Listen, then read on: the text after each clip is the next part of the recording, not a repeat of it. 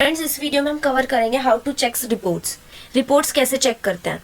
हमने accounts info पर groups and ledgers को स्टडी किया था। देन उसके बाद हमने अकाउंटिंग वाउचर्स पढ़े थे जिसमें हमारी सारी जनरल एंट्रीज कवर होती हैं। इंपोर्ट ऑफ डेटा मैं आपको बाद में पढ़ाऊंगी। आज हम पढ़ेंगे रिपोर्ट्स।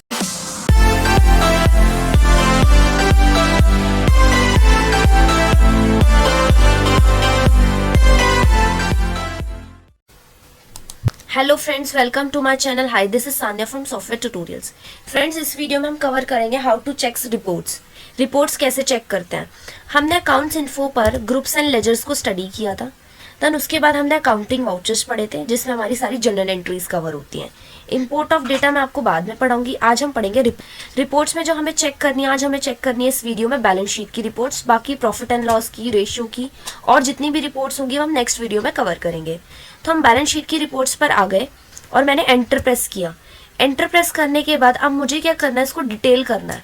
डिटेल फॉर्मेट करने के लिए आप ऑल्ट के साथ F1 प्रेस कर दीजिएगा। क्या प्रेस कर देंगे आप? Alt F1।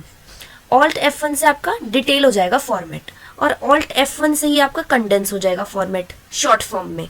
बट मैंने डिटेल किया। अब इसमें होती है F12 कॉन्फ़िगरेशन की। कॉन्फ़िगरेशन मीन्स होता है अपने अकॉर्डिंग किसी भी ऑप्शन को येस नो करना। अगर आपको वर्टिकल बैलेंस शीट चाहिए तो आप उसको येस कर देंगे, नहीं चाहिए तो आप उसे नो कर देंगे, या आपको सारा डेटा परसेंटेज की फॉर्म में चाहिए। तो इसलिए रिपोर्ट्स बहुत इंपॉर्टेंट टॉपिक होता है। तो जिसकी कॉन्फ़िगरेशन की होती है F12, ये आपको यहाँ पर स्क्रीन पर शो हो रहा होगा F12 कॉन्फ़िगर। तो मैंने यहाँ पर F12 प्रेस करा कॉन्फ़िगरेशन की। सबसे फर्स्ट ऑप्शन शो हो रहा होगा आपको, शो वर्टिकल बैलेंस शीट। मैंने इस ऑप्शन को येस कर दिया और मैंने एंटर प्रेस करा। अब ये हमें पूरी बैलेंस शीट कैसे शो गई है आप देख रहे होंगे स्क्रीन पर। कैसे आ चुके हैं ये वर्टिकल, जिसमें हमारे सोर्सेज ऑफ फंड्स आ चुका है, कैपिटल आ चुका है, लोन्स में ब्रैकेट में लायबिलिटी और current liabilities, profit and loss कितना था, एप्लीकेशंस ऑफ फंड्स में सारे एसेट्स की बात करें, नेट टोटल किया गया। फिर मैंने अगेन F12 दिया और इस ऑप्शन को नो किया कि मुझे वर्टिकल बैलेंस शीट नहीं चाहिए, तो आप इसको नो कर दीजिएगा। फिर मैंने F12 प्रेस करा अगेन। फिर सेकेंड ऑप्शन हमारा है शो प्रॉफिट और लॉस बोथ एज लायबिलिटी।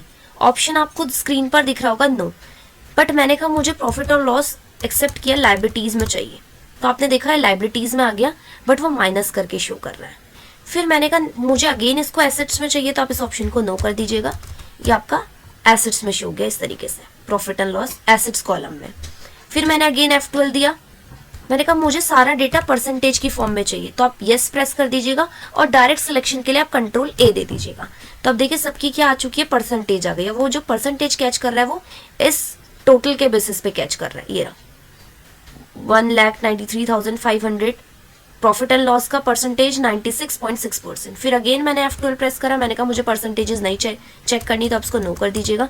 फिर अब स्क्रीन पर मुझे करंट एसेट्स की जगह वर्किंग कैपिटल चाहिए, तो आप F12 प्रेस करेंगे और शो वर्किंग कैपिटल फिगर्स को येस कर दीजिएगा। और यहाँ पर आपने देखा सारी वर्किंग कैपिटल आ गई। वर्किंग कैपिटल का हमारा फॉर्मूला होता है current assets minus current liability. जितने भी आपकी करंट एसेट्स होंगे उनका एड ऑन और जितनी भी आपकी करंट लायबिलिटीज होगी उनको टोटल करके जो डिफरेंस होगा वो आपकी वर्किंग कैपिटल आ गई 6500 की। फिर अगेन F12 प्रेस करा। मैंने कहा मुझे वर्किंग कैपिटल नहीं चेक करनी, तो आप इसको नो कर दीजिएगा। ये आपको वर्किंग कैपिटल शो नहीं होगी। फिर अगेन F12 दे देंगे। मैंने कहा मुझे जो फॉर्मेट चाहिए वो पहले एसेट्स का चाहिए देन लायबिलिटीज। तो आपने देखा स्क्रीन पर कैसा आ गया फॉर्मेट, पहले एसेट्स आ गए उसके बाद आपकी लायबिलिटीज। बट हमारा फॉर्मेट जो कैसे चलता आ रहा है, जो हमने सबने पढ़ा है, पहले हम लायबिलिटीज की बैलेंस शीट बनाते हैं, फिर हमारा एसेट्स का कॉलम आता है। इस तरीके से फॉर्मेट जो चलता आ रहा है हम वही लेंगे। फिर मैंने F12 दिया। इसमें आपको स्क्रीन पर दिख रहा होगा अपीयरेंस ऑफ नेम। ये इसमें डिस्प्ले नेम स्टाइल होता है, तो इस ऑप्शन को हम नहीं पढ़ेंगे क्योंकि इसका कोई इफेक्ट नहीं पड़ता। स्केल फैक्टर फॉर वैल्यूज का मतलब होता है कि हमें वैल्यूज कैसे देखनी है। मैंने कहा मुझे जो जितना भी मेरा डेटा है वो सारा 100 की फॉर्म में चाहिए, तो आपने देखा फिगर इन 100 आ गई, ये सारी फिगर 100 में।